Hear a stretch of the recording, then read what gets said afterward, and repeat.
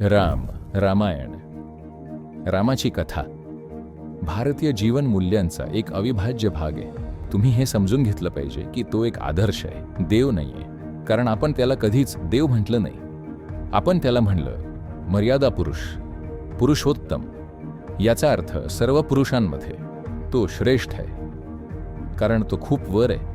त्याला अनेक कसोट्यांना आणि संकटांना तोंड द्यावं लागलं, त्याचं राज्य गेलं, पत्नीला गमावलं, युद्ध करावं लागलं, मग तो परत आला। परत पत्नी, मुलं गमावली, स्वतःच्या मुलांना जवळजवळ मारलंच होतं, अशी अनेक संकटं आली। ह्या सगळ्यातून तो शांतपणे आनंदाने जातो। वेदना होती, पण तरीही तो आनंदी होता। त्याने कधीच त्या वेदनेला स्वतःच्या कोणत्याही निर्णयावर प्रभाव पाडू दिला नाही। ह्या माणसाचं अनुकरण करणं जरुरीचं आहे, आणि हे खूप महत्त्वाचं आहे की तो एक माणूस आहे। कोणीही कधी देवाचं अनुकरण करण्याचा प्रयत्न करत नाही। माणूस म्हणजे जर तो खरोखर उत्कृष्ट जगत असेल तर स्वाभाविकपणे प्रत्येकाच्या मनात अशी इच्छा तयार होते की मी का असं होऊ शकणार नाही।